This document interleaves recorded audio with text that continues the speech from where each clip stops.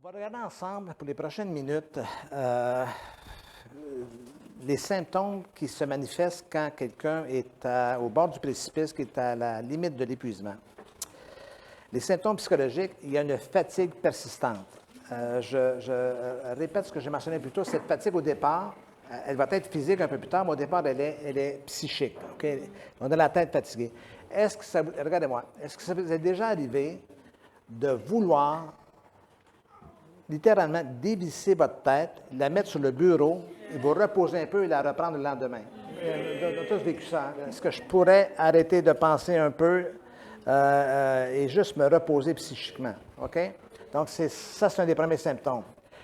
Démotivation constante par rapport au travail. Et encore une fois, je répète ce que j'ai mentionné un peu plus tôt. Parfois, la source de stress, ce n'est pas au travail, ça peut être à la maison. Je pense aux mamans et aux enfants et tout ça. Démotivation constante face à ça. Ras-le-bol. OK? Ras-le-bol. Juste vous raconter une anecdote personnelle. Bon, je voudrais que vous sachiez un tout petit peu quel est mon mode familial. OK? Je suis marié en ce moment, mais en fait, je suis remarié parce que la mère de mes enfants, elle est décédée il y a 14 ans. OK? Elle est défoudroyée par un cancer, donc j'ai perdu ma première femme, la femme de mes enfants. J'avais été marié 31 ans. Pas besoin de vous dire que dans la période où elle est morte d'une leucémie aiguë myéloïde, elle avait 52 ans. Et bon, imaginez que pendant tous les mois, elle était hospitalisée 159 jours. Sur 159 jours, j'étais là 158 jours. Il y a une journée, je n'ai pas été là parce que j'avais chopé le rhume et son système immunitaire était à zéro. Elle était en soins palliatifs, donc je n'ai pas pu y aller. Je suis sorti de ces 159 jours. Ma femme est décédée, complètement épuisée. Pourquoi? Parce qu'il faut que je tienne la barre. Parce qu'en plus, j'ai 4 garçons, j'avais 2 de mes enfants qui étaient des ados à l'époque. Ils sont rendus adultes, maintenant ils sont plus à la maison. Donc, je devais gérer aussi mes 2 ados, là, leur mère est en train de mourir. Vous imaginez la condition. Donc là, c'était une accumulation de sources de stress immense qui fait en sorte que je suis sorti épuisé de tout cela. Et l'épuisement, bien sûr qu'elle était physique parce que mais elle finit par se ressentir dans le corps, mais surtout ressenti ici dans la pensée parce que c'est le plus grand drame de ma vie. Là. Je perds ma femme. On était mariés pendant 31 ans. OK? Je suis resté seul et je suis resté veuf pendant 3 ans. Je ne voulais pas me remarier. Pas parce que je n'avais pas eu un bon mariage, parce que maintenant, j'étais comme l'apôtre Paul. Je vais pouvoir davantage m'investir dans le ministère sans me préoccuper de ma femme et de ses besoins. Et Dieu avait prévu autre chose pour moi. J'ai rencontré ma femme 3 années plus tard dans un concours de circonstances, que je peut-être l'occasion d'en reparler à un moment donné, qui fait que je suis remarié depuis 10 ans maintenant et heureux. Voilà. Et donc, fatigue persistante, démotivation par rapport à certaines situations, irritabilité marquée et colère spontanée. OK? Lorsqu'on est en mode aussi d'épuisement, nos émotions sont à vif et la première émotion qui se manifeste souvent, surtout chez les hommes, peut-être plus que chez les femmes, parce que les hommes et les femmes ne gèrent pas la colère de la même façon. Les hommes ont tendance à réprimer pendant un bon moment donné et arriver à un stade d'exploser et de piquer de colère, comme on dit, péter un câble. Et les femmes, c'est plus subtil. Souvent, c'est plus au niveau de la voix, c'est plus murmure, critique, des choses comme ça. La femme querelleuse du livre des Proverbes. La femme querelleuse du livre des Proverbes, elle est frustrée. OK? Parce que les hommes, c'est une colère beaucoup plus brute. Les femmes, c'est une colère beaucoup plus incisive. OK? Mais la colère, elle est là. Et encore une fois, et souvent, quand on pique une colère comme cela, en plus, on rajoute la culpabilité, on se sent coupable, on n'est pas fier de nous, on aime Jésus, mais on ne pensait pas qu'on se mettrait en colère. Mais il faut voir la colère, elle démarre comme ça, comme un symptôme de... il y a quelque chose qui ne va pas là. Il y a quelque chose qui ne va pas. OK? Je peux vous raconter une autre anecdote de ma vie rocambolesque. Ça fait des années de cela. Je suis avec mon plus vieux fils. Il était tout petit. À cette époque, mon plus vieux fils a 42 ans. Maintenant, c'est un policier. Il était avec moi, il était tout petit. Il était dans la voiture, peut-être 8-10 ans. Je dirais peut-être pas si petit que ça, 8-10 ans. Je dois aller laver la voiture dans un endroit, on appelle ça un car wash. Je ne sais pas comment vous appelez ça ici. La même chose. Et les car wash au Canada ne sont pas en plein air. On rentre dans un bâtiment parce que, surtout l'hiver, avec la neige, l'eau, ça va geler et tout ça. Et on rentre dans une espèce de passage, les voitures se suivent, après coup, on rentre à l'intérieur du car wash, et là, tout le mécanisme se met en place. Et là, il y a 2 voitures devant moi, et je suis là, et il y a 2 voitures derrière moi. Et le gars derrière moi appuie sur le klaxon, pout, pout, pout. Puis moi, j'ai 2 voitures devant moi. Je ne peux pas bouger, je ne peux pas avancer, je ne peux pas reculer. Enfin, je fais signe au gars, il y a une voiture devant, OK? Donc, je reste devant la voiture. Il recommence, pout, pout, pout. Et là, mon niveau de tension augmente d'un degré.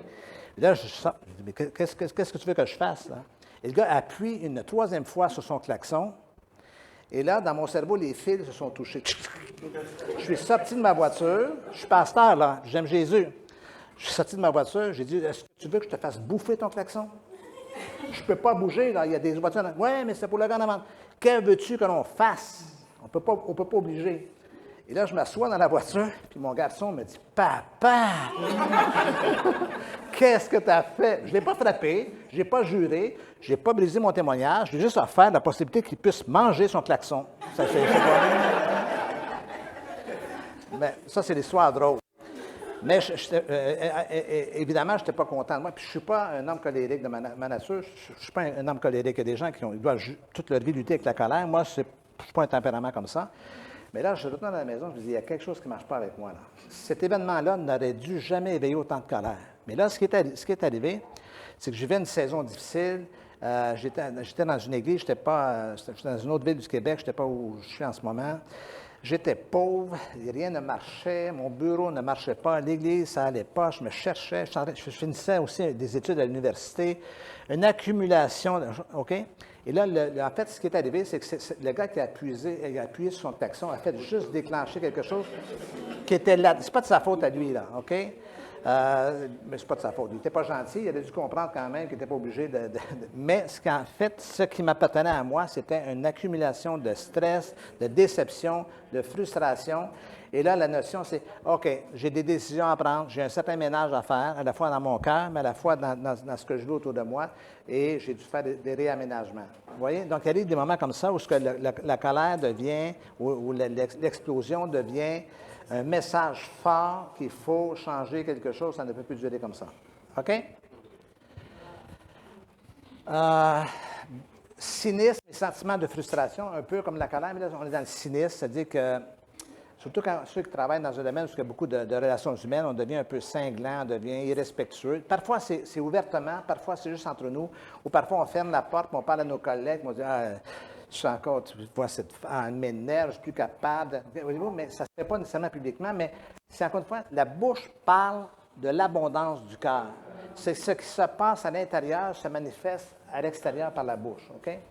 Donc, frustration, colère, cynisme, ressentiment, sentiment d'incompétence. On en fait, on n'est pas satisfait, on a l'impression qu'on ne vaut rien, qu'on ne réussit pas, mais en fait, c'est encore une fois des symptômes rattachés à notre état intérieur, à notre état d'épuisement.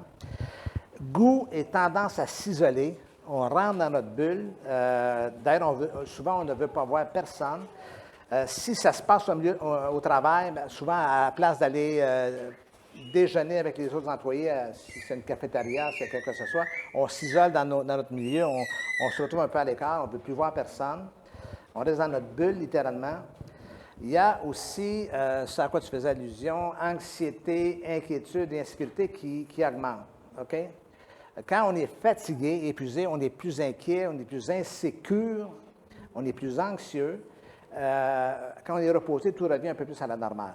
Okay? C'est comme si, encore une fois, le moteur s'emballe, on perd contrôle un petit peu de ce qui se passe à l'intérieur de nous, mais c'est encore une fois des symptômes rattachés à l'état d'épuisement. Il y a des symptômes qu'on appelle cognitifs, c'est-à-dire au niveau de la pensée, difficulté à se concentrer, indécision, confusion. Puis si on va plus loin, encore une fois, on peut avoir perte de mémoire et tout ça. Donc, ce sont des symptômes qui font qu'à quelque part, on a poussé trop loin, on a dépassé les limites, on n'est plus capable de se concentrer, on est sur le point de cracher littéralement. Ça va? Il y a plein d'autres. C'est presque infini tous les symptômes psychologiques qu'il peut y avoir. Mais est-ce que vous avez des questions sur ça avant que je passe à autre chose? Ça va pour les symptômes? Donc, voyez-les. Quand les symptômes apparaissent, c'est que, encore une fois, ce sont des signaux d'alarme. Il y a quelque chose qui ne va pas avec moi. OK? Je dirais aussi, apprenez à écouter votre mari et votre femme, ou votre mari ou votre femme.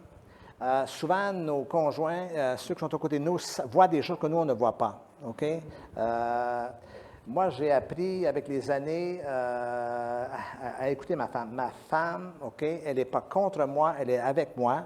Elle n'est pas là pour mettre en lumière mes défauts, elle est là pour m'avertir qu'il y a quelque chose qui ne va pas parce qu'elle m'aime et c'est cela.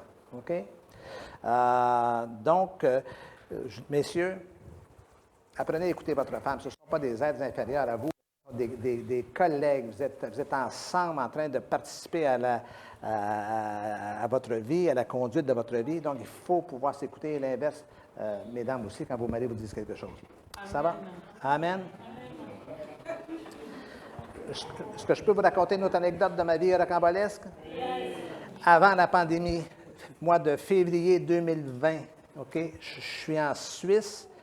Je suis en tournée là-bas, mais je loge chez un ami qui a une superbe villa.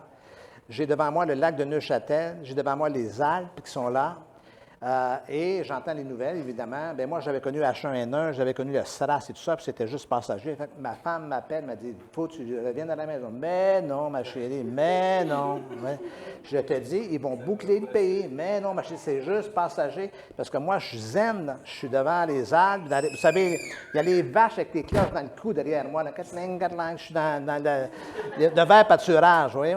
Puis ma femme m'a dit, écoute-moi, ils vont boucler le pays, tu ne pourras plus revenir. Mais non, ma chérie, t'en fais pas. J'ai attrapé le dernier vol d'Air France de la Suisse jusqu'à Paris. J'ai dormi couché à terre à l'aéroport à Paris parce qu'il n'y avait plus de place pour dormir nulle part. Tout était vide. J'ai attrapé le dernier vol pour le Canada. Okay, je suis arrivé, après coup, le pays s'est fermé complètement pendant presque une année. OK? Morale de l'histoire? Morale de l'histoire. Si j'avais pas écouté ma femme, je serais en Suisse, relax, pas confiné. Non, c'est pas ça.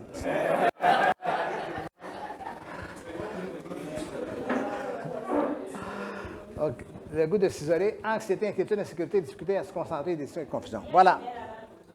Il y a une main là-bas. Est-ce qu'il y a des symptômes physiques aussi? Oui, je m'en vais là. Tu me devances un peu. Autre question sur le côté psychologique? Oui, allez-y, super. Le numéro 6, le groupe de s'isoler. Oui. Comment on peut s'y prendre pour que, en tant que femme au foyer, comment on peut procéder pour que le mari ne se soit pas intéressé si on veut s'isoler? Parce que vraiment, des fois, on a envie de laisser les enfants quelque part et s'éloigner aussi du mari. Comment dans l'épisode, je en reparler tout à l'heure, dans l'épisode avec Jésus et ses disciples, Jésus a dit « Allez à l'écart ». Et vous avez remarqué que Jésus allait souvent dans le désert, tout seul, il se retirait dans le désert. J'aimerais vous dire que dans l'Ancien Testament, Dieu envoyait souvent ses prophètes dans le désert. Et ce n'est pas parce qu'il veut s'en débarrasser, c'est parce que l'isolement, c'est à la fois bien, c'est à la fois pas bien. C'est à la fois mal ou malsain quand on s'isole puis on ne veut plus voir personne. Donc là, on parle d'isolement. Mais d'avoir un peu un moment de solitude pour se ressourcer, ça, c'est bénéfique. OK? Or, encore une fois, dans les discussions de couple, il faut que les hommes, de plus en plus, prennent conscience que... je connais pas tout à fait la culture ici, là, mais règle générale, les hommes ont un quart de travail et les femmes ont 2 quarts de travail. Les hommes arrivent à la maison, sont fatigués, ils ont travaillé au boulot toute la journée, ils arrivent à la maison, ils se relaxent. Mais la dame, si elle était à la maison toute la journée, elle était... Vous savez, gérer les enfants, c'est pas le métier le plus valorisant. Vous êtes d'accord avec moi? Aisé, il y a sa place, il y a toujours quelqu'un de monde. Okay? Et si elle n'est pas à la maison, elle est au boulot, elle revient à la maison le soir, elle reprend le 2e quart de travail, c'est de gérer tout ça. Morale de l'histoire, il faut répartir la tâche. Messieurs, écoutez-moi. Si vous êtes dans un modèle très patriarcal où la femme fait tout à la maison et vous vous occupez de l'extérieur de la maison, vous devez participer. On doit revoir cela. On doit reconfigurer les tâches à la maison. OK? Pour que les...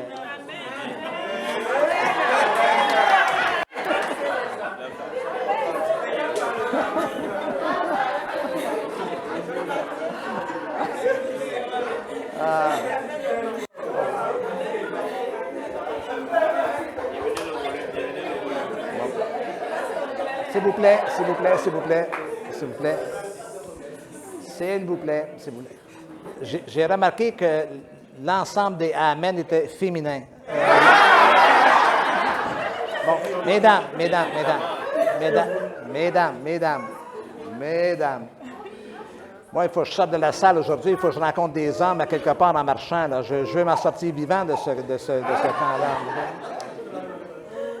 Là, vous comprenez un peu l'image, messieurs? Vous comprenez, l'idée, c'est de rééquilibrer tout cela aussi là, pour comprendre les besoins, en sachant qu'une fois, la source de stress. Vous savez, ma première femme, la mère de mes enfants, lorsqu'elle avait, on avait 4 garçons à la maison, la phrase qu'elle répétait constamment, c'était « ras-le-bol de la testostérone ». Pourquoi? Les hormones mâles, la testostérone. Pourquoi? Elle a un mari qui est un mâle, elle a 4 petits mâles à la maison, et même le chien à la maison, c'était un mâle. Donc, pourquoi? Parce que les garçons, c'est compétitif, ça se chamaille, c'est ça qui est le meilleur, qui est le plus fort, et je suis mieux que toi, et tout ça, c'est très testostérone. Hein? Donc, c'est une source de stress. Symptômes physiques. Est-ce qu'il y a autre question avant que j'aille vers les symptômes physiques? Ça va? Oui. S'il vous plaît. Oui, j'avais compris plutôt que le goût de s'isoler est un symptôme, donc qui devait être considéré comme une manifestation anormale. Oui. Mais dans la question, la Oui, réponse... en fait, il y a 2 aspects, c'est ça que je veux dire. Ça veut dire que si je m'en vais, je m'isole, je suis en réclusion, je suis dans ma bulle et tout ça, et je ne peux pas voir personne, ça, c'est malsain. OK? Par contre, si je dis, j'ai besoin d'un peu de paix, de sérénité, je me retire à l'écart, et là, c'est intentionnel, c'est pas une fuite devant la réalité, c'est un moment de ressourcement où on a besoin d'un moment de solitude dans la vie, on a besoin de se retrouver, probablement juste nos moments de prière, on a besoin de fermer la porte de notre chambre, de se retrouver dans le lieu secret avec le Seigneur. Ça, c'est une bonne solitude. OK? En fait, je ferai la différence entre rechercher la solitude versus s'isoler. OK? Ça va? Autre question? Ça va? OK. Symptômes physiques. S'il vous plaît, j'entends des murmures dans la salle. Symptômes physiques, une fatigue persistante. C'est-à-dire que j'ai beau et premièrement, je ne sais pas si je vais voir un peu plus loin. Ouais, on va le voir dans un prochain point, mais il y a la fatigue persistante et le fait de ne pas pouvoir récupérer. C'est-à-dire, j'essaie de me reposer, je ne récupère pas. Je vais revenir dans quelques instants sur cela. Est-ce que je peux avoir un peu de silence? J'entends toujours un fond de murmure dans la salle. Ça me déconcentre. Là, tous les médecins vont vous en dire davantage que moi, mais il y a des douleurs, de la fragilité individuelle, des maux de dos, des douleurs musculaires, des migraines, il y a tout ça. Là, le corps commence à réagir parce que le niveau de stress est trop élevé. Okay? Et encore une fois, vous devez comparer ce que vous vivez à ce moment-là et ce que vous vivez en temps normal. En temps normal, je ne suis pas quelqu'un qui a des maux de tête, je ne suis pas quelqu'un qui est toujours malade, je suis quelqu'un qui est en bonne santé, ça va bien. Comment ça se fait que depuis un bon moment, depuis les derniers mois, par exemple, j'ai des douleurs, je suis courbaturé, j'ai mal dans le dos. Et pourquoi mal dans le dos? Parce que parfois, quand on a mal dans le dos, c'est qu'on a l'impression de porter la terre entière sur nos épaules. Okay? Le corps réagit, on appelle ça somatiser. C'est que le corps commence à porter une charge émotionnelle trop forte. OK? Douleurs musculaires, migraines et tout ça. OK? Problèmes digestifs, des ulcères d'estomac. OK? Je vois que j'ai une répétition du texte. Des problèmes de peau. OK? Si certains de vous m'avez observé, j'ai un petit problème de peau. Je souffre de psoriasis. Les gens qui me voient parfois quand je suis en période d'un petit peu de crise, en ce moment, je le suis un petit peu dans mes mains. Les gens disent « Ouais, vous êtes stressé, Pasteur Denis? » Je ne suis pas stressé, mais j'ai affaibli mon système en 1981. J'étais dans un moment de stress incroyable. Il y avait une série de circonstances. J'ai tenu ferme, mais mon corps a commencé à réagir. Ça a déclenché cette vulnérabilité-là. Donc, parfois, on a des vulnérabilités, des conditions préalables qui fait que ça se déclenche. Puis après coup, notre corps devient un petit peu hyper vulnérable. Comme si, à quelque part, il y a eu une brèche. Puis là, à toutes les fois qu'il arrive quelque chose, ça se manifeste. des problèmes, un sommeil perturbé. À part de Moïse, est-ce qu'il y a d'autres médecins dans la salle? Est-ce qu'il y a quelqu'un d'autre qui est médecin ici? Toi, tu es médecin aussi? Et voilà, vous êtes médecin? Ce qu'on sait, c'est que la plupart des médecins vont vous dire que, corrigez-moi si je me trompe, hein, qu'un adulte, c'est comme un enfant. Quand il fait toutes ses nuits, ça se passe bien dans la journée.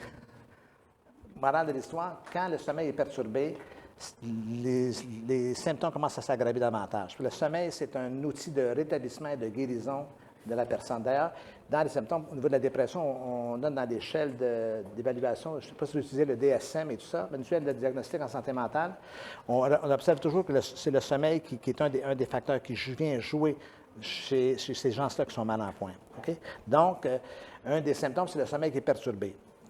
Encore une fois, la question est toujours, si habituellement j'ai un bon sommeil, je dors relativement bien, pourquoi depuis les derniers mois mon sommeil est perturbé?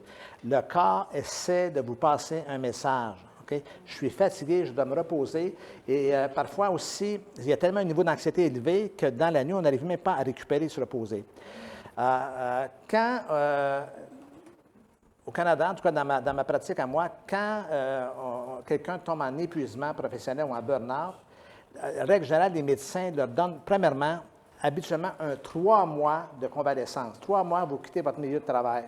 Pourquoi? Parce qu'il faut éloigner la personne de la source de stress. Okay? Donc, on le met en arrêt de travail pendant 3 mois. Mais, regardez-moi ici, là. Les gens qui sont hyper performants, vous croyez qu'ils veulent arrêter 3 mois?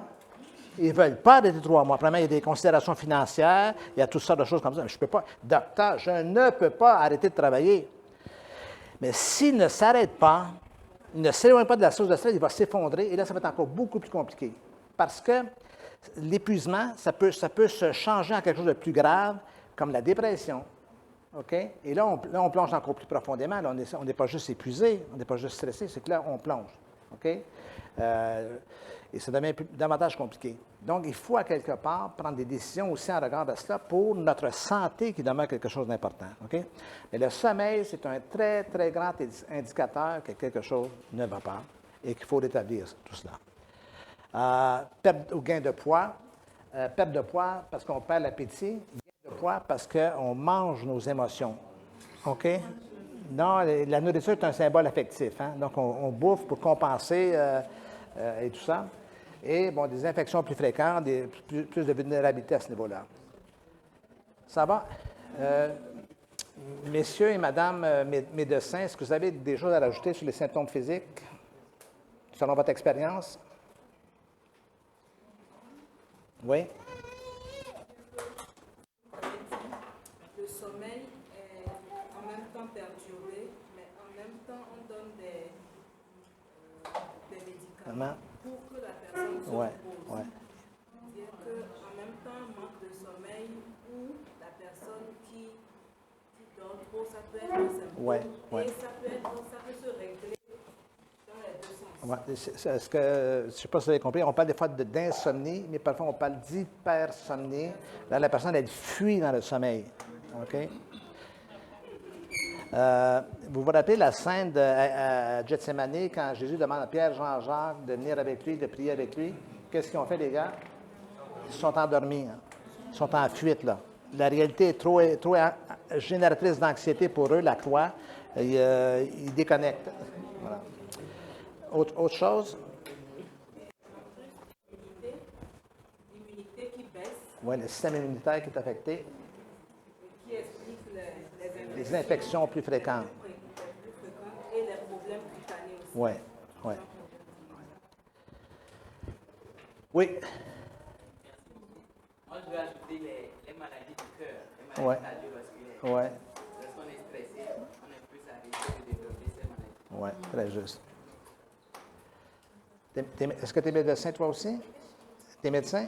Il y a combien? Il y a pas 4 médecins dans la salle? Ils sont nombreux. Ils sont 50% des médecins ici. Ah ouais? J'en découvre. Sérieux? Wow. Pardon? Ah oui, il y en a un autre. C'est le nombre de médecins qu'il faut compter. Ouais. Ça veut dire que pour moi, c'est le bon moment d'être malade en ce moment. J'ai quelqu'un. Super.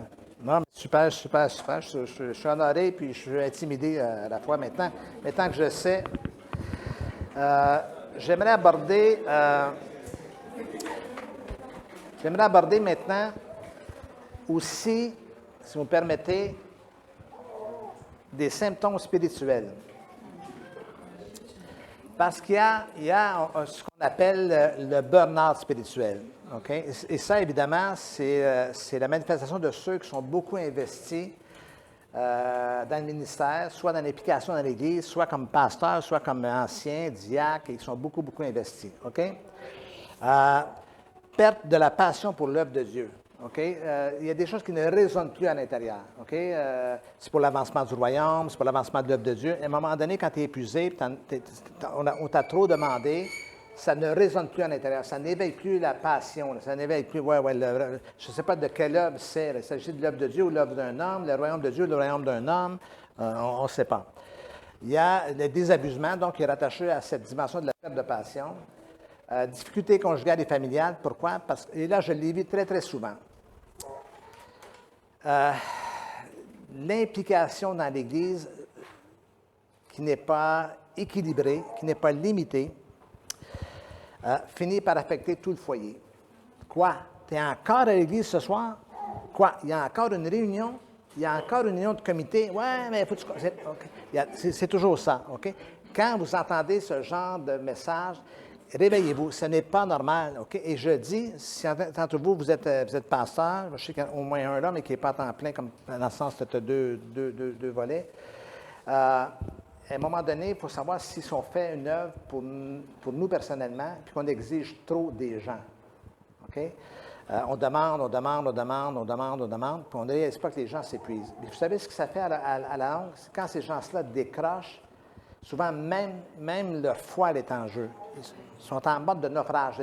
Je ne remets pas en question leur salut, seul Dieu le sait. Je ne remets pas en question ça, je n'ai pas le pouvoir de le faire. Mais ils viennent tellement désabusés qu'ils souvent ils vont quitter l'Église, ils vont lâcher l'Église. Ils ne leur parlent plus après coup d'Église ou de christianisme, ils ne veulent plus rien savoir. Donc, Dieu vient être l'objet de leur frustration, de leur colère, quand en fait Dieu n'est pas coupable dans la situation. Dieu n'a jamais demandé ça, tout comme Jésus n'a jamais demandé cette réaction chez les disciples. Ça va? Cynisme envers les gens, encore une fois, exprimé ou non envers l'Église. Les chrétiens, on les connaît, les chrétiens. Les pasteurs sont tous pareils. Oui, c'est le murmure comme le peuple d'Israël dans le désert. Et diminution de l'intérêt pour la prière et la parole. Okay? On perd notre intérêt pour cela. Il y a une espèce d'épuisement. On n'a plus le goût de lire la parole. On n'est plus attiré vers ces choses-là. Ce sont des symptômes sur le plan spirituel. OK? Donc, encore une fois, tout ça est aussi rattaché un peu aux conditions de la vie moderne. Vous savez, les pasteurs à une époque étaient un peu, c'est pas péjoratif ce que je veux dire, c'était un peu, on recule 50 ans derrière, nous en arrière, les pasteurs étaient un peu comme un curé dans une paroisse. Il allait voir les gens, prenait soin des gens et tout ça. Aujourd'hui, un pasteur, il est entrepreneur. L'équivalent d'un pasteur, c'est presque l'équivalent du maire d'une ville, d'une municipalité, d'une ville. Okay? Il y a multiples fonctions. Il faut qu'il fasse des levées de fonds, il faut qu'il motive les gens, il est psychologue, il est pasteur, il est gestionnaire, c'est tout ça, là. Donc, le risque d'épuisement, il est démesuré. La vie pastorale, c'est compliqué avec les années, avec l'évolution de nos sociétés. Donc, évidemment, on ne peut plus revenir en arrière. Et la réponse à ça, c'est qu'il faut comprendre que les pasteurs ne peuvent pas tout faire et il faut qu'ils apprennent à déléguer et à faire confiance aux gens autour d'eux. Okay? C'est la clé, sinon, ils vont s'épuiser. Sinon, c'est une voie sans issue. Okay? Est-ce qu'il y a des questions pour les symptômes spirituels? Oui. Désabusement? Oui. Une personne désabusée, c'est une personne qui est désintéressée, c'est une personne qui est désengagée émotionnellement, c'est une personne qui est en mode un peu comme si j'avais été trahi, ma confiance en a pris un coup, je ne respecte plus cette œuvre-là. C'est ça le désabusement. Tu vois, là, je suis démotivé, désengagé, désaffilié de tout ça. OK? Évidemment que dans tout ça, il y a de la frustration aussi. OK?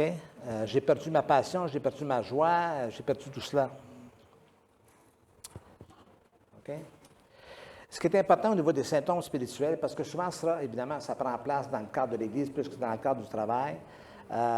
C'est souvent Dieu qui en fait les frais, mais je répète encore que ce n'est pas Dieu qui est coupable. Dieu a des choses qu'il ne demande pas. OK? Et la réalité aussi, c'est que souvent, il y a des églises, il y a des milieux évangéliques, ou des organisations, ou des associations, ou des églises qui sont même toxiques. OK? La toxicité, ce n'est pas seulement dans l'univers du monde environnant, c'est aussi dans des milieux comme ça. Et il y a des milieux qui sont abusifs. Il y a de l'ordre de l'abus spirituel. Okay? C'est juste trop de gens qui ont un leadership un peu dictatorial et qui exigent des gens. Et en fait, les gens deviennent jetables après usage. Okay? On utilise les gens, on les épuise, après coup, on les jette, on recommence à quelqu'un d'autre. C'est un cycle incessant comme ça. Dans ces moments-là, c'est votre responsabilité de pouvoir discerner tout ça en disant, écoute, ça va. Maintenant, c'est pas facile parce qu'on aime Dieu, parce qu'on aime l'œuvre de Dieu, on aime le peuple de Dieu. Et de revoir des priorités en regard de cela sans se sentir coupable, c'est pas toujours facile, mais il faut comprendre que cette culpabilité, encore une fois, provient de vos aspirations, de vos propres exigences envers vous-même, plus que de Dieu. Dieu ne suscite pas cela. Okay? C'est vous qui vivez ça parce que vous avez des attentes que vous ne pouvez pas réaliser et vous avez l'impression de quitter le bateau de l'œuvre de Dieu, mais en fait, ce n'est pas le cas. OK? Ça va? OK. On va aller à une autre étape de cette présentation. Message, lorsque l'ensemble de ces symptômes sont présents, vous devez faire quelque chose avant que tout ne s'effondre. Okay? Je vous donne une scène réelle qui s'est passée à mon bureau il y a quelques années.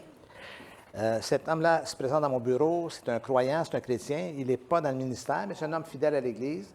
Il arrive cravate, costard-cravate, donc il travaille dans les bureaux sur Montréal, donc il a un bon poste. Et là, il vient me voir, il me tend l'ordonnance du médecin qui dit Monsieur, monsieur, vous devez aller consulter, vous devez aller en thérapie parce qu'il y a quelque chose qui ne marche pas avec vous. Il devait être assis devant moi, là, je le vois, là, les yeux vifs, le regard d'un aigle. Okay? Là, c'est un gars hyper performant, c'est une machine, le gars, là, à performance. Okay? Puis il est devant moi, puis il me dit allez, dépêchez-vous, en combien de temps vous pouvez régler mon burn-out? Je sais que je sais vous dire, OK? OK? Et là, vous voyez, là, la pression que lui vit, il la transpose sur moi. OK? Donc, le fardeau porte sur moi, c'est moi qui dois faire en sorte. OK? Et il dit, moi, je n'ai pas de temps à perdre, j'ai du boulot, j'ai des employés, OK. Et là, j'ai dit au gars de parole, que je crois, qu'il n'a pas aimé, je lui ai dit, mon cher monsieur, vous êtes en burn-out, c'est pas moi qui le dis, c'est votre médecin. Écoutez bien ce que je vais vous dire. Vous allez sortir de votre burn-out, de cet état-là de votre vie, plus sage ou plus fou. La balle est dans votre camp, elle n'est pas dans le mien.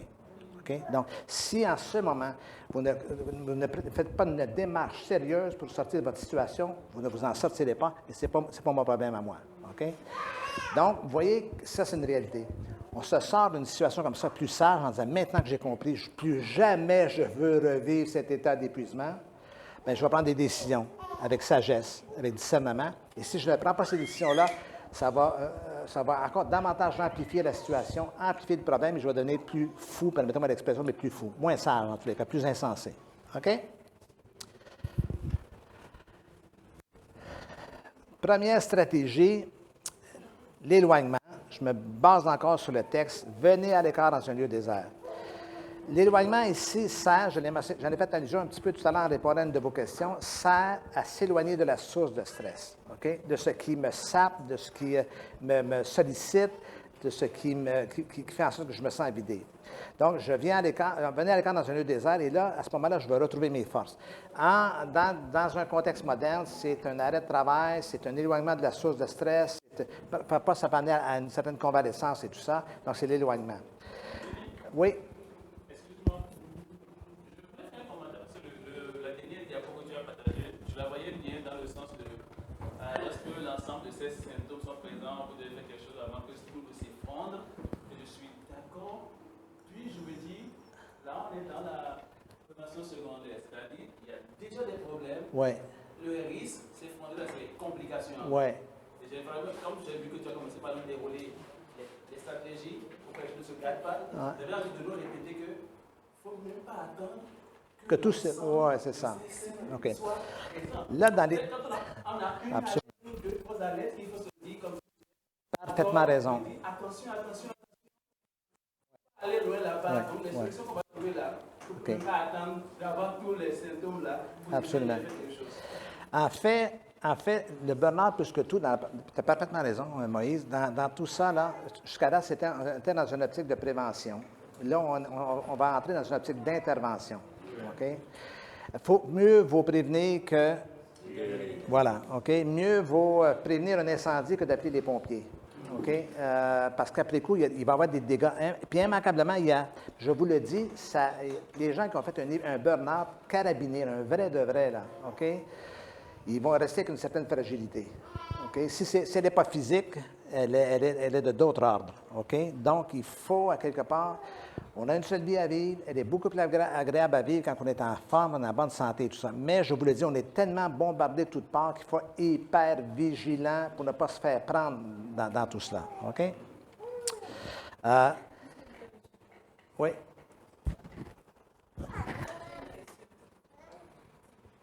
J'ai une question. Oui.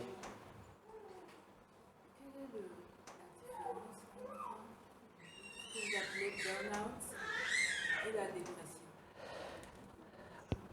Oui, ben, en fait. Là, on est en train de quitter le diagnostic pour entrer dans le Oui. Ben, en fait, là, c'est une très bonne question. Je n'ai pas avec moi toutes mes données sur la dépression, mais la ligne de démarcation entre l'épuisement, entre le burn-out, le fait d'être épuisé, et la dépression, elle est mini. En fait, on sait que le burn-out, il est, je cherche le meilleur mot, il est concentré dans une période de temps. C'est-à-dire que c'est un épuisement. Si je me repose, si je me reprends en main, si je fais quelques correctifs dans ma vie, si je revois mes priorités, tout va revenir à la normale. La dépression, c'est pas comme ça. OK? Puis, encore une fois, il y a différentes formes de dépression. Il y a des dépressions mineures, des dépressions majeures. Et là, en fait, quand je dis que le bonheur peut changer en dépression, c'est qu'à un moment donné, si ce n'est pas pris en charge, si je ne fais pas les ajustements nécessaires dans ma vie, bien, littéralement, je pousse, puis à un moment donné, tout finit par s'effondrer, comme je le mentionne sur la diapo, et là, ça va se changer en d'autres choses. OK? Il y a je ne sais pas si vous utilisez les mêmes termes ici comme médecin. On parle de dépression exogène et de dépression endogène. Ça vous dit quelque chose? Exogène, c'est une source extérieure. C'est arrivé une série d'épreuves qui fait en sorte que, paf, j'ai la perte d'un être cher, un deuil mal vécu. Bon, ça change en dépression, mais la source, elle est extérieure. C'est-à-dire qu'il est arrivé une série d'événements.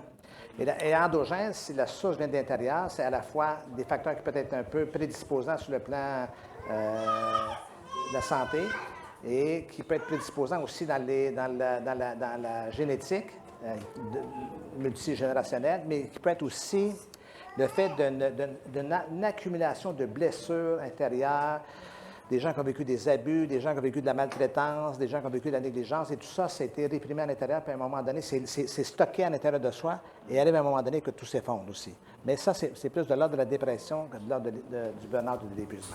Ça va?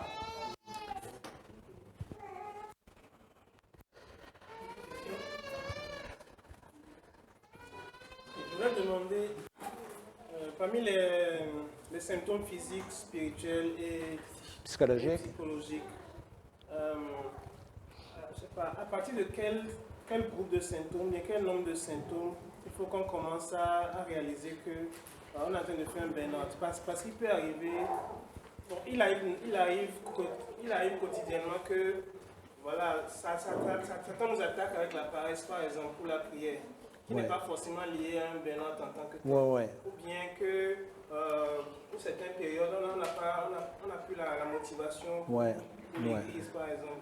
Donc, quel ensemble de... Quand il y a une accumulation de facteurs, quand, par exemple, je dirais plus que tout, parce qu'effectivement, sur le plan spirituel, on a des saisons, On a des saisons où on dit, Seigneur, tu es où, là, je ne t'entends plus. On a l'impression que le ciel est fermé. Et tout ça. On a tous des moments comme ça. C'est l'histoire d'une vie. C'est là que notre foi prend le dessus pour persévérer et continuer.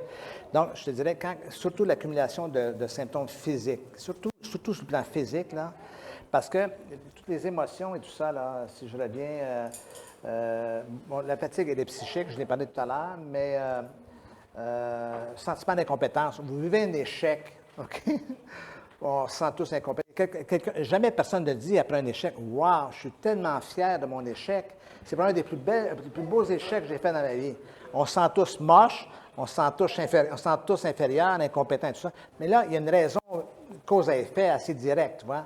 Donc, c'est quand il y a vraiment une accumulation de tout cela que là, à quelque part, il faut commencer à bouger. OK?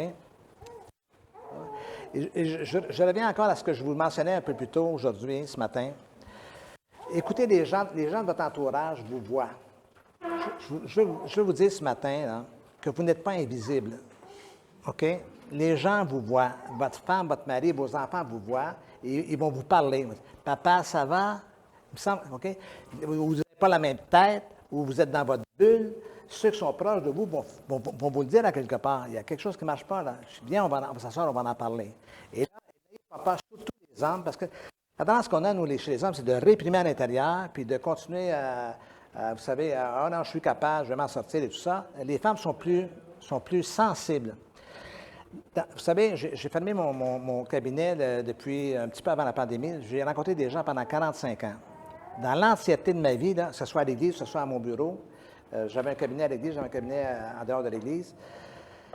Dans l'entièreté de ma vie, j'ai rencontré 8 femmes pour 2 hommes. C'est-à-dire, dans 80 des cas, c'est les femmes qui viennent chercher de l'aide et 20 c'est les hommes. C'est la démonstration évidente que les femmes ont plus de problèmes que les hommes. Mais non, vous êtes avec moi, là? Mais non, ce n'est pas la raison. Elles sont moins tolérantes avec ce qu'elles vivent. Elles ont plus de désir de régler les choses dans leur vie.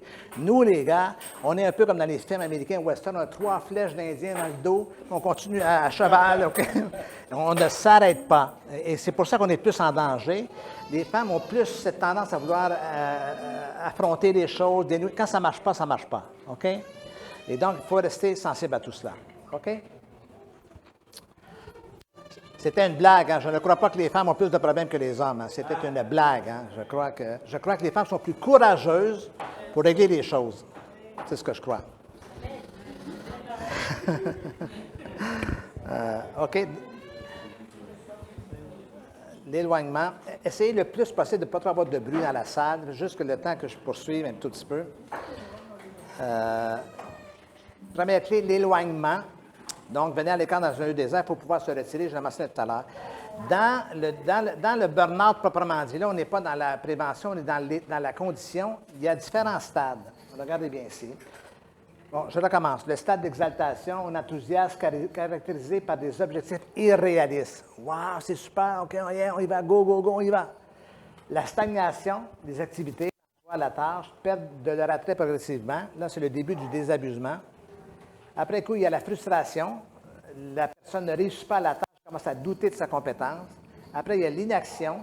La personne doit continuer malgré tout, mais elle perd beaucoup de temps par son inaction. Elle doit persister pour survivre. Mais là, on est dans la stagnation, on est dans la contre-productivité. Puis enfin, l'intervention, les stratégies que la personne utilise pour briser le cycle. En fait, ici, là, dans ce premier diapo, l'intervention est inefficace ici. Elle essaie de briser le cycle, mais elle est coincée dedans. Elle tourne en rond dans sa vie. OK? Je reprends les mêmes stades, puis voici ce qu'on va voir de différemment.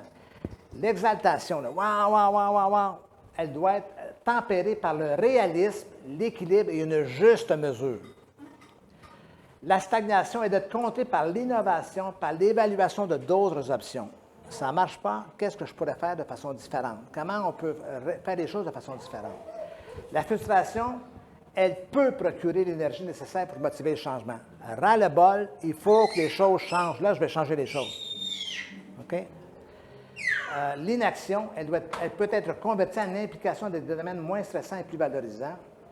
Je vais revenir à l'inaction dans quelques instants. Et l'intervention, elle doit être suivie et encadrée avec de l'aide. Vous devez savoir que tout seul, on ne peut pas toujours s'en sortir. Parfois, on a besoin d'aide et d'entraide. OK? Je vous en reparlerai un peu plus tard cette semaine, parce que je vais vous proposer quelque chose dans ce sens-là. Je vais revenir sur l'inaction. Quand quelqu'un est très absorbé par ses responsabilités, il faut qu'à quelque part, pour relâcher, qu'il se trouve quelque chose à côté. OK?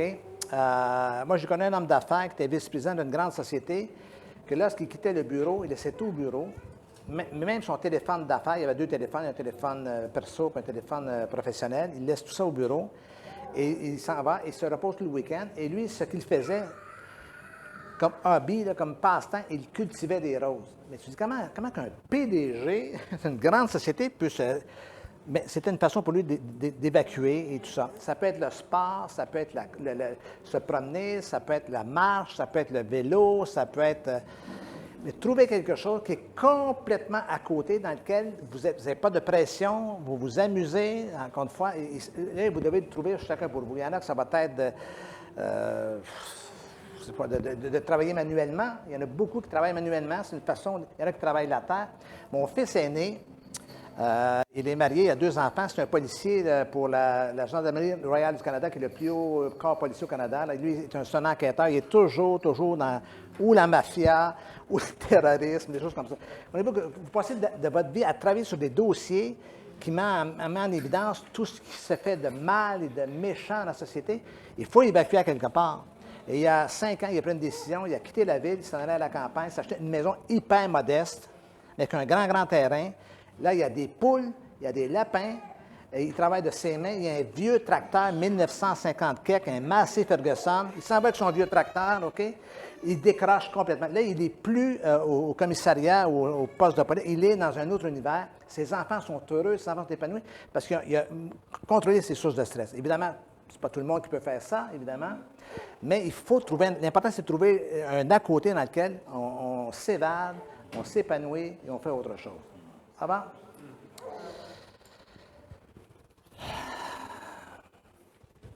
On poursuit. Deuxième stratégie, qui ressemble un peu à ce que je viens de vous mentionner, le divertissement. Il partit donc dans une barque pour aller à l'écart dans un lieu désert. Okay?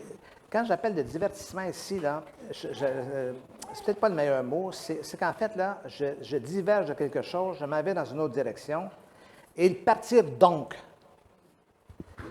dans une barque pour aller à l'écart dans un lieu désert. Il faut trouver, il y a des endroits, et on a tous des endroits de prédilection. Moi, je suis bien quand je m'en vais dans la nature. Si je m'en vais à une petite forêt, ma présente femme, elle est réunionnaise. Donc, elle est née sur une île, l'île de la Réunion. En fait, elle n'est pas née à la Réunion, elle est née à Madagascar, mais elle a grandi à la Réunion. Elle, si elle n'a pas la mer, il lui manque quelque chose. OK? D'ailleurs, c'est dans mon contrat de mariage, en petit caractère, il faut que je l'amène à quelque part, la mer. Il n'y a pas beaucoup de mer au Québec. Hein. Il y a l'océan Atlantique, mais l'eau est froide. Mais je la vois, moi. Quand on arrive à quelque part, elle ressuscite. Okay? Elle a besoin de cela. Okay? Donc, c'est une femme performante, c'est une assistante de direction, donc elle est habituée de livrer la marchandise. Mais son moyen de récupérer, c'est d'aller près de l'eau. Ça, il prend de l'eau. Maintenant, ce n'est pas la mer, ça peut être un lac, ça peut être un endroit. Elle a besoin de cela. Donc, ça fait partie de sa nature à elle. Moi, j'aime bien ça, mais c'est pas moi. Mais c'est pas désagréable non plus. Donc, il faut trouver quelque chose à quelque part. Vous vous connaissez, vous savez où vous êtes bien, dans des moments où vous pouvez... moi, quand je suis dans la nature, je me sens plus proche de Dieu que dans un bâtiment en béton. OK? Bien, maintenant, je sais bien que Dieu est partout, il est omniprésent et tout cela, mais ça nous prédispose. OK? Ça va? Est-ce que vous avez déjà entendu parler du syndrome de Marthe? Le syndrome de Marthe. Marthe. La sœur de Marie? Oui. On va regarder ça ensemble. Comme Jésus était en train avec ses disciples, était en chemin avec ses disciples, il est entré dans un village et une femme nommée Marthe le reçut dans sa maison. Elle avait une sœur nommée Marie, qui s'était assise au pied du Seigneur, écoutait sa parole. Marthe, occupée à divers soins domestiques, survint et dit: Seigneur, cela ne te fait-il rien que ma sœur me laisse seule pour servir? Dis-lui donc de m'aider. Marthe, Marthe, tu t'inquiètes et tu t'agites pour beaucoup de choses. Or, une seule chose est nécessaire, et Marie a choisi la bonne part qui ne sera pas ôtée. Mesdames, regardez-moi. Vous sentez-vous davantage comme Marthe que comme Marie? Quand vous êtes à la maison, vous n'arrêtez pas à faire les repas et tout ça, puis vous dites, non, mais il y a quelqu'un qui va m'aider à quelque part. Il n'y a pas quelqu'un qui peut faire. Vous voyez, j'ai la tête dans les casseroles, dans les chaudrons, dans les marmites, et quelqu'un peut m'aider? Oui. En fait, ici, Jésus, il est en visite chez Marthe et Marie. On voit une scène, c'est une scène très, très réaliste, hein, très, je dirais même très contemporaine. Ça se passe dans toutes les maisons, là, OK? Et Marthe, elle est préoccupée par un certain nombre de choses. Si vous voulez, on va juste revoir un petit peu, bien simplement, sans culpabiliser Marthe à l'excès. On va regarder ce qui se passe. Elle a considéré le projet recevoir Jésus à dîner plus important que la personne de Jésus. OK? Est-ce que je peux vous dire quelque chose concernant ce qui se passe à la maison, chez moi? Ma femme, elle s'appelle Marie-Jo, elle est une excellente cuisinière. Elle peut cuisiner de différents pays parce qu'elle est née dans un milieu. La Réunion, c'est plusieurs cultures qui sont réunies ensemble. Mais elle met tellement d'énergie sur le repas que des fois, on dit, Marie-Jo, viens t'asseoir avec nous. Viens parler avec nous. OK. Parce que le repas est important, parce que c'est pour elle un élément de valorisation. Et à chaque repas, à la fin du repas, quand tout le monde quitte, elle me dit, comment tu as trouvé mon repas? Il manquait de sel, hein? Il manquait un peu de ceci, Mais non, c'était parfait. Mais il n'y a jamais rien de suffisamment parfait. Vous voyez? C'est le syndrome de Marthe. OK? Elle fait excessivement bien à manger. Mais, qu'est-ce qui est le plus important? Là? Maintenant, je suis conscient qu'il ne faut pas empoisonner les gens, il ne faut pas vous savez, mal les nourrir. Mais qu'est-ce qui est le plus important ici? Que Jésus mange ou la personne de Jésus? En second lieu, elle a été absorbée par les détails et non par la relation. OK? Elle préfère travailler que d'écouter Jésus comme Marie le faisait. Donc, Marie, aux yeux de Marthe, Marie elle a comme le mauvais rôle, mais en fait, Marie, elle a choisi la bonne part et Jésus va valider cela. Quatrièmement, elle était frustrée avec Marie qui ne l'aidait pas. Donc, sa frustration lui appartient. Vous êtes propriétaire de vos émotions. Ce n'est pas Marie qui l'a fait frustrer, c'est elle qui est frustrée quand elle voit Marie. Ce n'est pas la même chose. Elle était irritée envers Jésus, qui ne l'appuie pas dans ses revendications envers Marie. Seigneur, tu fais rien? Vous imaginez, c'est Jésus, là. Et elle a essayé de contrôler Marie et même Jésus. OK? Et elle préparait le terrain pour un conflit interpersonnel. Si ça ne se règle pas, il va y avoir un moment de tension entre Marie et Marthe. Vous voyez? Ça, c'est le syndrome de Marthe. Choisissons, comme Jésus lui a dit, la bonne part. Troisièmement, le délassement. Jésus leur dit, venez à l'écart et reposez-vous un peu. Et je vais vous proposer trois choses dans ce contexte-là. Premièrement, il y a un élément de relaxation, de relâcher, de se relaxer, apprendre à se détendre sans se sentir coupable, apprendre à relâcher le contrôle sans avoir peur. On relâche, vous allez voir la terre va continuer à tourner. Faire des exercices physiques, se relaxer, faire quelque chose de physique. Ça peut être nager, ça peut être marcher, ça peut être peu importe. Ça, c'est la relaxation. Donc, c'est une fonction d'enlever la tension qui est dans mon corps. Deuxième élément rattaché à cela, c'est la récréation. Développer des loisirs autres que le travail, faire des activités qui nous amènent à décrocher, découvrir des sources de plaisir autres ailleurs. Okay? Et là, je vous l'ai dit, je sais que je suis dans un univers évangélique sans vous sentir coupable. Je n'ai pas le temps de m'amuser. Il faut que je m'occupe de l'œuvre de Dieu. Amusez-vous un peu dans la vie. Là. Okay? L'œuvre de Dieu, Dieu va survivre. Là. Il va s'en remettre. Vous n'êtes pas indispensable. Vous ne devez pas être irresponsable, mais vous n'êtes pas indispensable. Troisièmement, la restauration. Et quand je parle de restauration, je ne parle pas nécessairement de manger. Je parle de se donner le repos nécessaire pour récupérer physiquement. Prendre le temps pour faire le point. Dans ces moments de repos, on fait le point sur la situation. Méditer profondément sur des façons différentes de voir la vie et de la vivre. Okay? Est-ce que je veux vivre ma vie comme ça dans son entièreté? Qu'est-ce que je veux faire? Là? C'est dans des moments comme ça que je peux, dans les moments de restauration. Vous avez déjà, je ne sais pas, j'ai déjà entendu cette expression-là. Quand on met un ordinateur en mode pause, il tombe en mode veille. Quand on met un être humain en mode pause, il tombe en mode éveil. C'est profond. Parce que là, on se met à réfléchir. OK? Ouais, je pense que ça ne peut pas continuer comme ça. Je pense qu'il faut que je fasse des changements dans ma vie. Je pense qu'il faut que j'ajuste quelque chose. Parce que je me suis arrêté, là, puis tout remonte à la surface. OK? Quatrièmement, le ressourcement. Les apôtres s'étant rassemblés autour de Jésus. OK? Ah, Seigneur. Venez à moi, vous tous qui êtes fatigués et chargés, et je vous donnerai du repos. Prenez mon joug sur vous et recevez mes instructions, car je suis doux et humble de cœur, et vous trouverez du repos pour vos âmes, car mon joug est doux et mon fardeau est léger. Est-ce que je peux avoir votre attention? J'entends encore des murmures dans la pièce. OK? Venez à moi, vous qui êtes fatigués et chargés, et je vous donnerai du repos. Encore une fois, quand on a une mauvaise compréhension de ce qu'est l'œuvre du ministère, on a l'impression que ce n'est pas vrai, ça. On a l'impression que de venir à Jésus, c'est avoir encore plus de boulot, plus de fardeau pour l'humanité et tout ça. OK? Jésus nous assure qu'il va nous donner du repos si on vient à lui. Je vais y revenir dans quelques instants. Prenez mon joug sur vous et recevez mes instructions, car je suis doux et humble de cœur, et vous trouverez du repos pour vos âmes, car mon joug, le même mot ici, là, joug, doux et mon fardeau est léger. Donc, si je ploie sous un fardeau trop lourd, il faut que je questionne ce que je suis en train de porter littéralement. Okay? Donc, voici les deux clés importantes de ce texte. Si on vient à lui, il nous donnera du repos. Si on prend son joug qui est doux et si on reçoit ses instructions, nous trouverons le repos. Deux éléments intéressants dans tout cela. Premièrement, il faut que je vienne à lui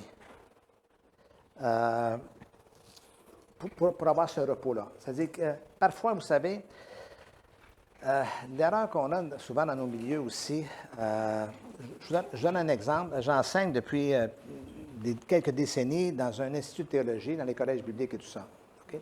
Les étudiants qui arrivent là, qui sont à temps plein, surtout ceux qui font ce qu'on appelle le baccalauréat au Québec, c'est pas le bac français, c'est les 3 premières années d'université. Donc, quand ils font un bac et une maîtrise, ils passent leur vie dans la Bible, dans tous les cours, en théologie, en herméneutique, pneumatologie, tout l'Ancien Testament. Ils sont constamment là-dedans, à un point tel qu'ils ne sont pas nécessairement en relation avec Jésus, parce que ce sont des études.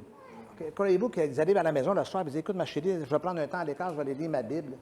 Il a passé sa journée dans la Bible avec des concepts théologiques parfois arides, okay, intellectuellement. Donc, parfois, il faut questionner tout ça. Est-ce que ce que je suis en train de faire, ça me donne du repos? Est-ce que je suis dans cette relation avec Jésus? Parce qu'il nous assure que si je viens à lui, il va me donner du repos. Ensuite, si son joug il est doux, et si on reçoit ses instructions, nous trouverons le repos. Recevoir ses instructions, c'est aller à ses pieds comme Marie a fait, puis demander, Seigneur, c'est ma méthode à moi de faire. Seigneur, qu'est-ce que je fais que je ne devrais pas faire? Qu'est-ce que je ne fais pas que je devrais faire? Montre-moi, Seigneur. Indique-moi, dirige-moi, montre-moi. Vous savez, mon erreur dans ma vie à moi, c'est que parfois, j'apprends par épuisement. Quand je suis fatigué, j'arrive au bout du rouleau, j'entends souvent le Seigneur me dire, « Ouais, tu as travaillé fort, hein? Ça te dit de me laisser travailler un petit peu? Peut-être que je peux faire des choses, OK? Parce que dans ma personnalité, je performe, moi. OK, on va régler ci, on fait ci, on fait ça. Puis parfois, on apprend, on s'épuise. Puis comme si Dieu, à quelque part, il est un membre inutile de l'équipe. OK? Il est là, j'aime Jésus. Oui, mais à quelque part, il travaille pour moi ou c'est moi qui travaille pour lui? Vous voyez un peu la différence? Donc, il faut parfois redresser ces choses-là. OK?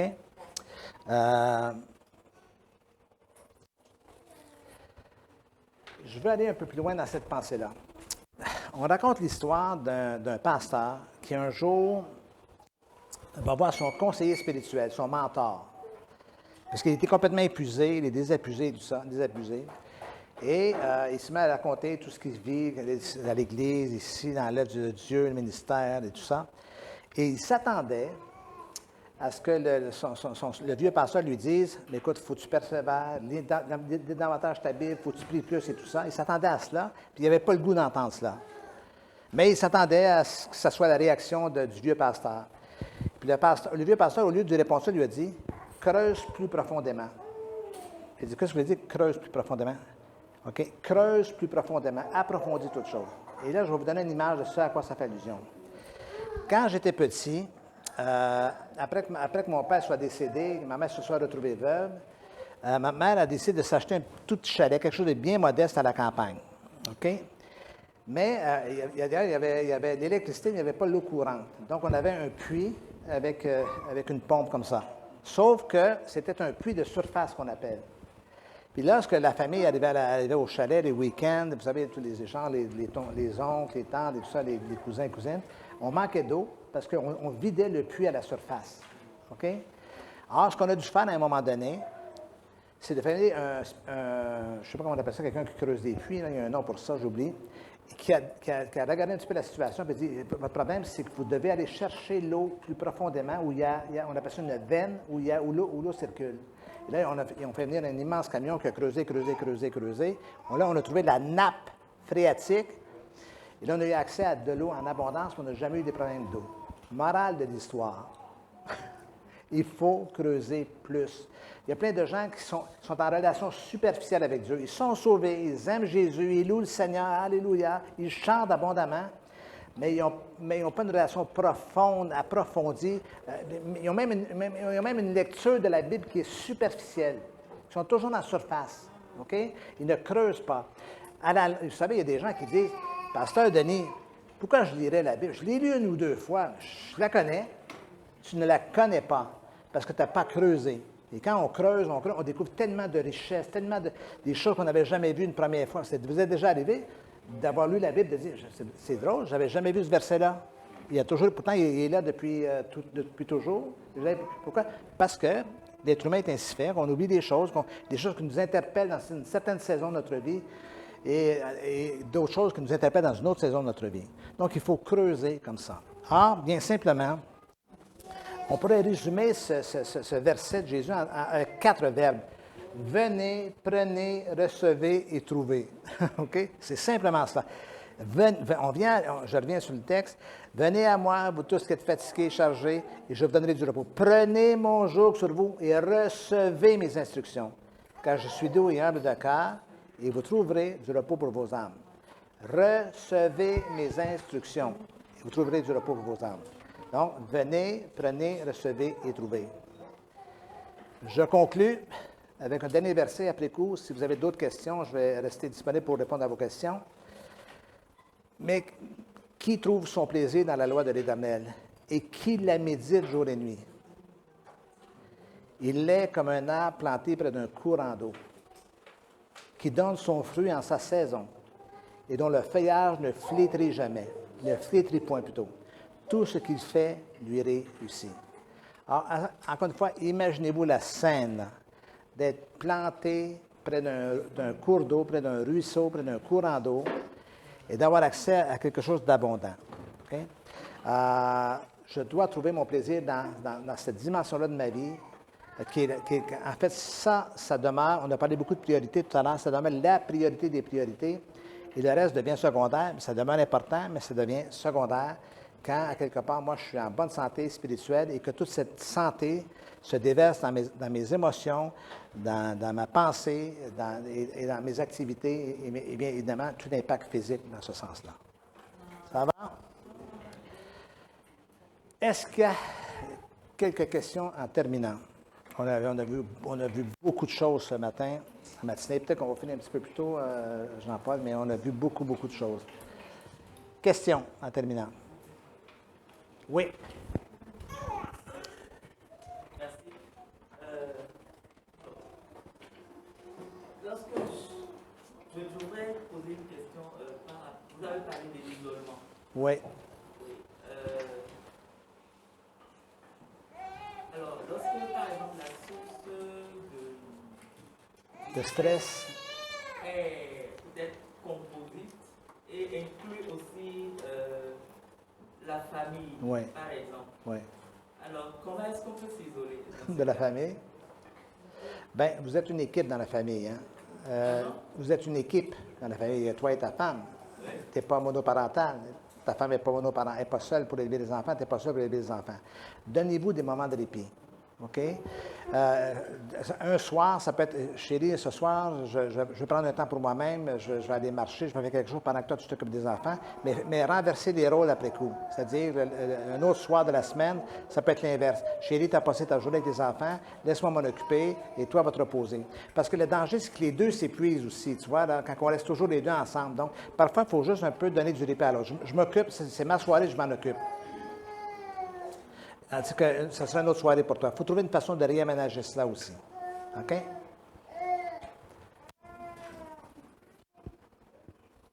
Autre question? Oui? Pasteur Denis, Yes. si mon épouse demande l'isolement, je peux lui donner au maximum combien de temps? Non, Michel.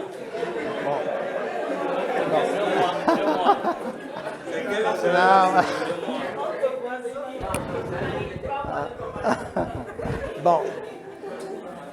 Et il faut que tu poses la question dès le départ, si elle veut s'isoler de toi, peut-être parce que tu es de sa source de stress.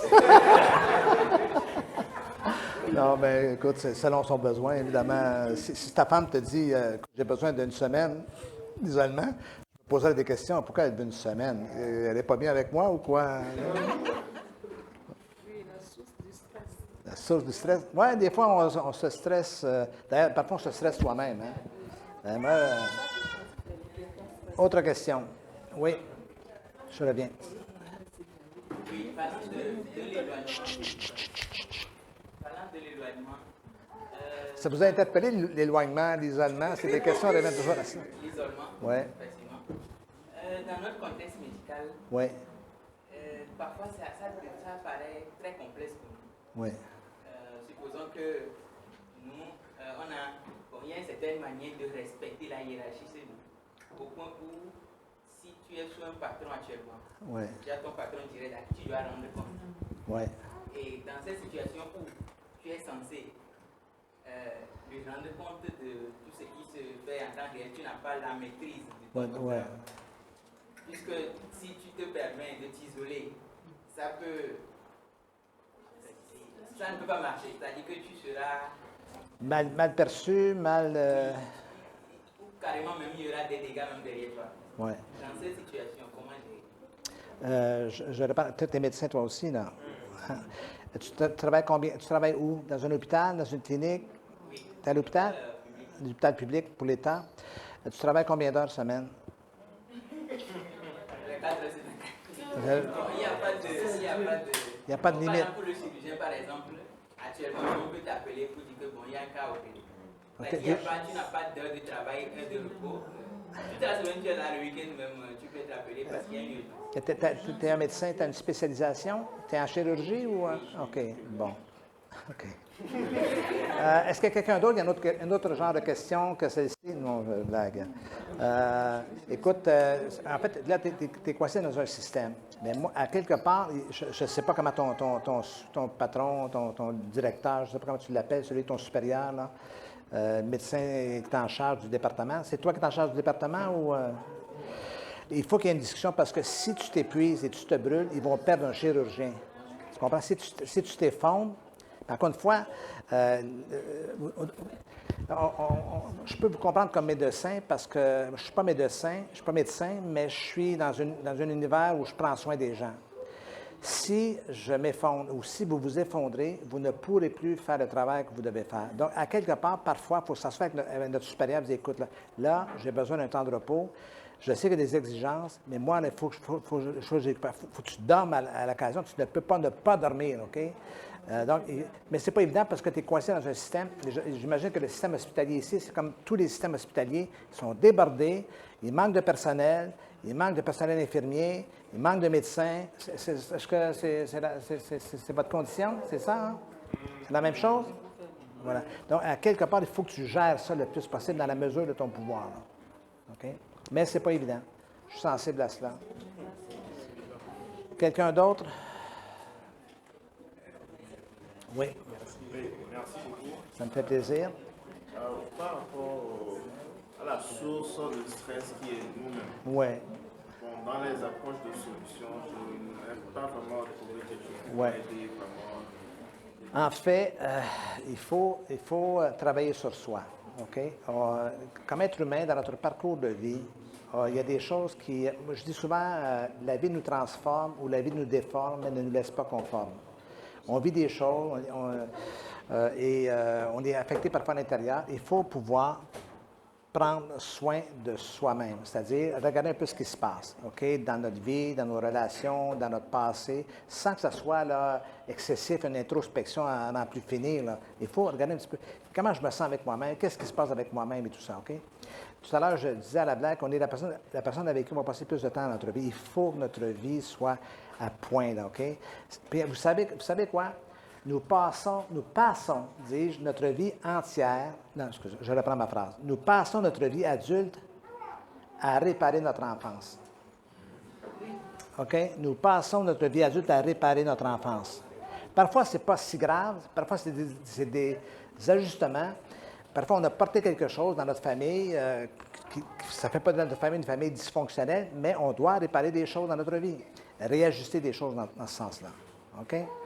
C'est comme ça qu'on fait un travail sur soi. Il faut travailler sur soi, il faut se mettre aussi en croissance et en développement pour ne pas faire du surplace pendant longtemps. OK? Oui.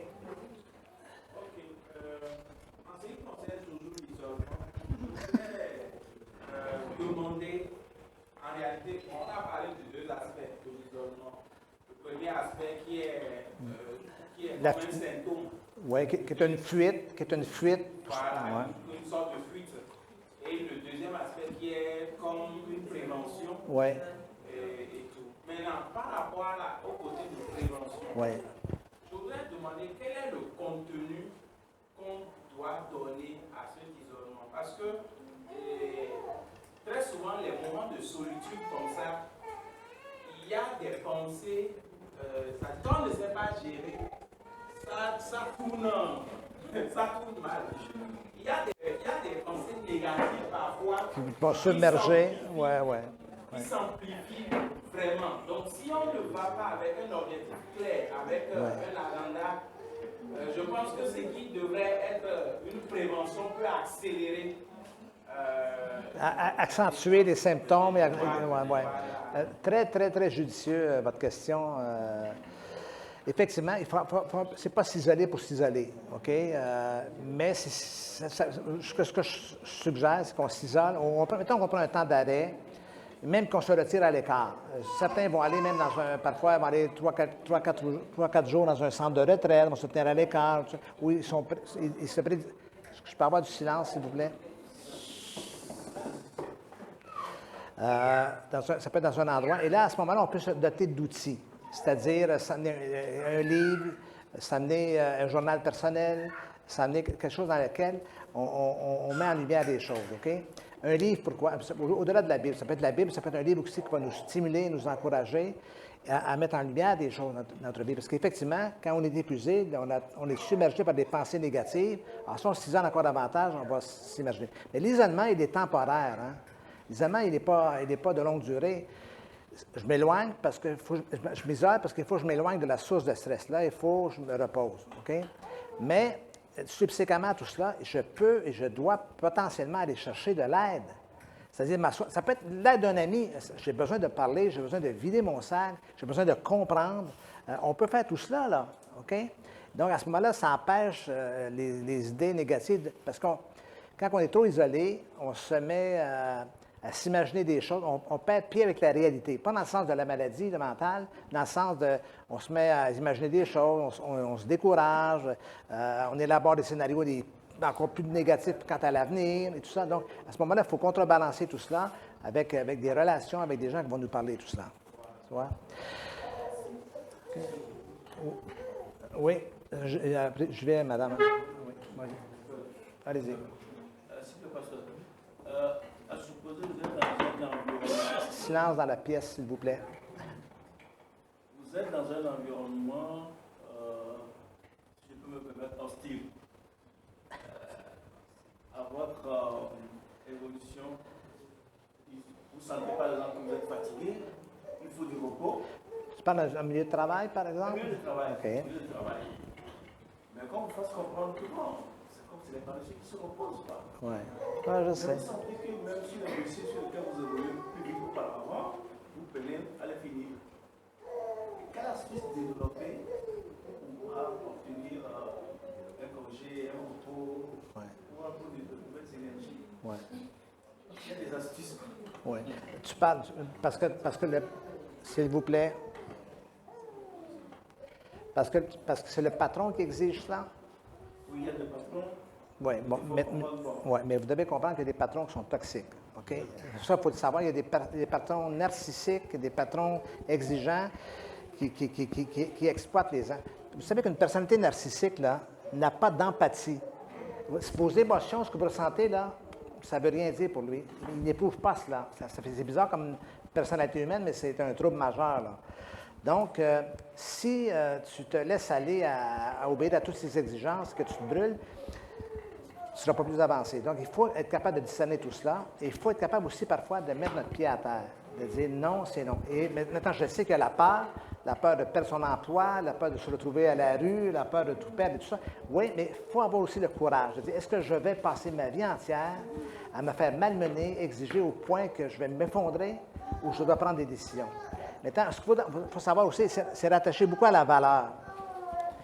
C'est-à-dire que parfois, j'ai vu des gens qui sont prisonniers de leur milieu de travail en étant convaincus que si jamais ils perdent cela, il n'y a plus jamais d'opportunité pour eux. C'est un faux concept. OK? Si vous êtes compétent, mais que vous sentez que vous êtes surexploité, dites-vous qu'il y a quelque part une autre boîte, à quelque part, une autre entreprise qui pourrait vous embaucher et dans laquelle vous allez vous épanouir. Parfois, il y a une expression en anglais, je ne sais pas si quelqu'un peut me la traduire. You must give up to go up. Comment on pourrait traduire ça en français? Parfois, il faut lâcher pour pouvoir s'envoler. OK? Et parfois, on se cramponne trop à quelque chose qu'on ne veut pas perdre, on passe à côté de quelque chose qu'on pourrait gagner en mieux.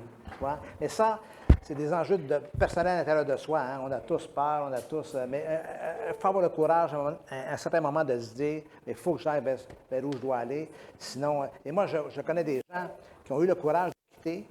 Puis des années plus tard, vont se dire c'est la meilleure décision que j'ai prise dans ma vie. Il y a même des gens qui se sont fait virer, qui ont béni le Seigneur d'avoir été virés.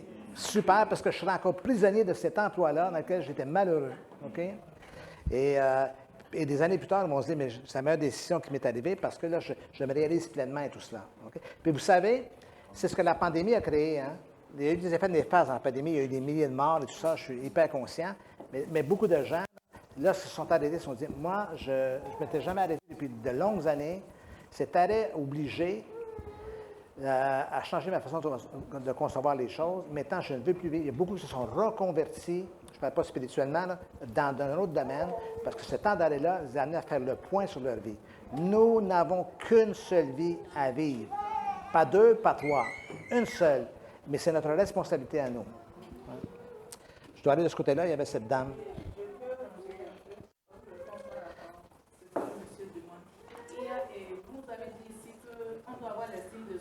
Ouais. Tu te connais, même si l'autre dit que tu es paresseux, tu sais que tu n'es pas paresseux, tu t'en fiches. Et la formule aussi, la diplomatie, c'est d'aller voir le médecin du travail. Pour présenter, parce que le repos médical s'impose à l'employeur pour se reposer. Oui, mais je comprends aussi, tu comprends la notion de valeur aux yeux de l'équipe, aux yeux des gens, ce qui va se dire dans le dos. Il ne faut vraiment pas s'arrêter à cela non plus. Et, oui.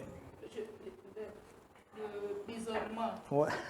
On ne peut pas s'isoler pour s'isoler. On s'isole au moins pour se concentrer sur soi, avec ce qu'on aime. L'adoration, Dieu, le plaisir pour se cantonner. Absolument. Pour se focaliser sur son plaisir, pour se faire du bien. Mais s'isoler pour être oisif, là, c'est dangereux. C'est pour ça que j'ai parlé de récréation, de restauration, de relaxation. Merci. Merci, madame. Oui, Moïse, je pense que je ne sais pas lequel était le premier. Moïse, ça va? OK. Oui. La question, c'est concernant le syndrome de Marx. Oups. Alors, c'est de savoir comment trouver l'équilibre de votre syndrome. Vous avez donné un exemple en parlant de votre femme. Oui. Donc, oui, parce que... Elle est en train de préparer, elle accorde plus de l'importance peut-être à la cuisine qu'à vous. Oui. Pas à moi, là, aux invités qui sont là, là. Mais quand je dis ça, là, si ma femme serait ici, elle me dirait, viens que je te parle, toi. C'est pas ça, tu sais que c'est pas ça. En fait, elle aime les gens, elle aime les invités, mais l'espace d'un instant, sa préoccupation première, c'est qu'il faut que tout soit tellement parfait au niveau du repas, parce qu'elle a plus peur, c'est imaginaire, de la réaction potentielle d'une personne. Ouais, c'était pas très... OK. Et ça, là, et là, on est dans une composante affective. C'est une question d'aimer, d'être aimé ou de ne pas être aimé. Ça me dit, mais au niveau d'un repas, bien sûr, au niveau d'un repas. Parce que quand, puis surtout, et encore une fois, il y a un élément de culture là, dans tout ça. Je pense que vous vivez au niveau de votre culture ici. Ma femme, elle n'a pas une culture québécoise. Nous, on mange pour manger. Elle, tout se joue autour d'un repas. OK? Les relations, les discussions, l'affection à quelque part, là, tu vois, qui n'est pas je t'aime, mais qui est manifestée par l'intérêt qui est donné autour de la discussion. Alors, Marthe, elle, c'est comme si elle se détourne un petit peu de cela pour focaliser sur la tâche au lieu de se focaliser sur les relations en tant que telles. Ça va? Et dans cette situation, je prends l'exemple du couple. Oui. Le mari, non, la femme est Marthe et que le mari. Et Marie. Pas Marie, mais ma question voulait dire, quelle serait la conduite de ce monsieur devant cette situation où il découvre que la femme est focalisée sur la tâche et en conséquence ça te frustre. Ouais. Et quand tu veux analyser, tu te rends compte que tout est important, que ce soit à la cuisine, que ce soit ce que tu réclames, tout est important. Ouais. Et tu valides ça comme ça, mais quelle serait la bonne conduite dans cette situation? Bon, deux, trois choses. Que la frustration puisse cesser de ne pas être continuelle et au même moment que les tâches aussi soient... Oui. Encore une fois, il faut penser en termes de solution plus qu'en termes de problème. Il faut penser en termes de résolution de problèmes. Ça peut se faire simultanément. Ce que je fais, moi, souvent, ma chérie, viens t'asseoir avec nous. Tout est parfait, je te rassure, tout est parfait. C'est toujours parfait de façon disons. Est-ce que tu as déjà raté un repas dans ta vie? Jamais. Bon, c'est pas ce soir que ça va arriver. Viens t'asseoir avec nous. Des fois, je l'oblige un peu. Mais affectueusement, là, c'est pas un ordre, c'est pas un commandement, c'est affectueusement. Ou après coup, quand tout est terminé et qu'elle souffle, est-ce que c'était bien?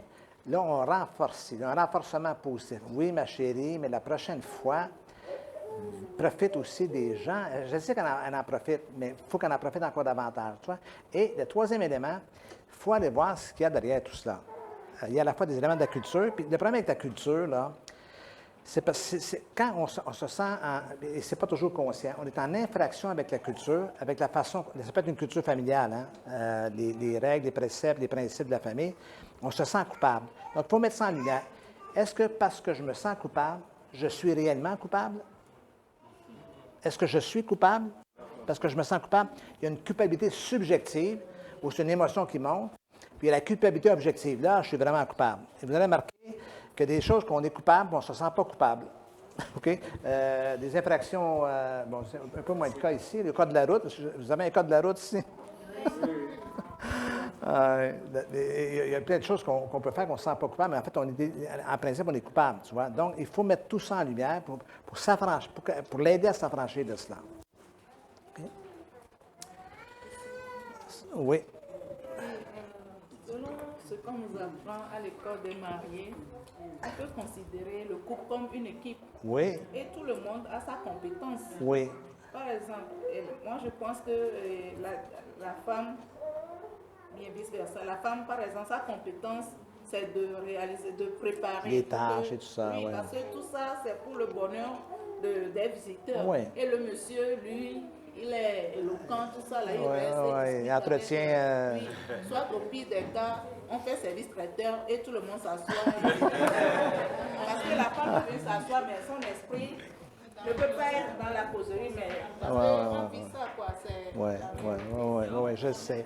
Bien, mais encore une fois, il faut parfois réduire les attentes aussi, nos propres attentes, mettre ça un peu plus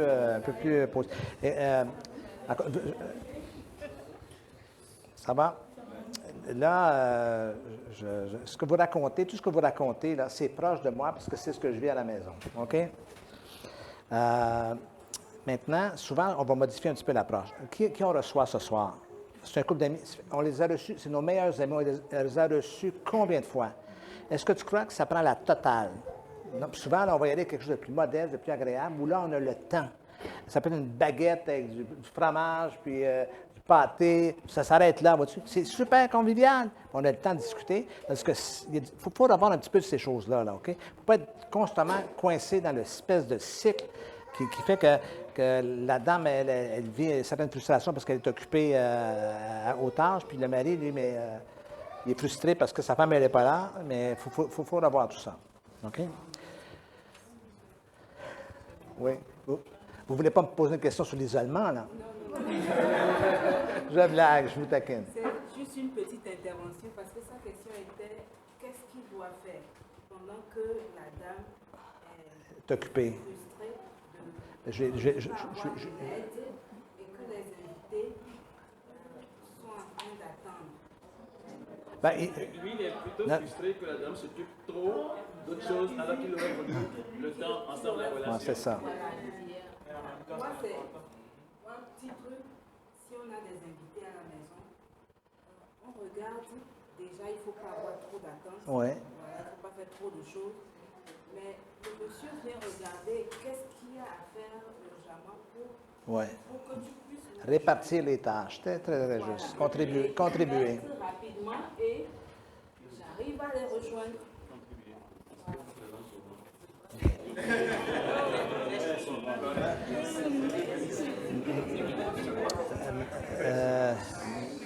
Ma chérie, est-ce quelque chose que je peux faire pour t'aider? OK? Simplement. Oui, fais ceci, fais cela, mets le couvert, mais il y a plein de trucs qu'on peut faire pendant qu'elle est occupée à autre chose. Bon, ça peut être, puis les invités vont comprendre, ils peuvent attendre un peu, tout simplement. Là. OK? Simplement de ma chérie que ça réglerait sans problème parce qu'il dit que c'est important de faire la tâche et c'est important d'être ensemble. Ouais. Il suffit de faire la tâche ensemble et on est ensemble. Voilà, et voilà. Voilà. OK. Je voudrais vous dire, là, souvent, là, c'est un sujet assez, pas trop compliqué aujourd'hui, le burn-out, c'est pas trop, il y a des sujets plus difficiles que cela. Dites-vous toujours, il y a toujours une solution au problème. Il y a toujours une solution. Vous êtes certain, Pasteur Denis, qu'il y a toujours... Oui, le seul problème, c'est que parfois la solution ne me plaît pas, mais il y a toujours une solution, quand même. OK? Oui?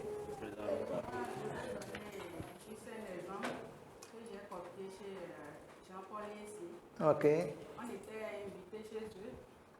Bon, elle était dans la cuisine. Mais quand on était allé, on ne l'a pas vue. Elle était dans la cuisine. Mais à un moment donné, c'est Jean-Paul qui était venu nous donner du jus. Même on dit, elle est en train de se doucher. Donc, il est venu nous servir. Ouais. Tant que c'est le soir. Oui. Et voilà. On est une équipe, hein? On travaille ensemble. Hein? Mais souvent, encore une fois, on est prisonnier de certains modèles où la maman fait tout, la mère fait tout, l'épouse fait tout et le gars est plus occupé par autre chose. Vous voyez? Donc, il faut revoir un petit peu ce modèle-là dans la vie moderne. Il y a autre question? Ça va?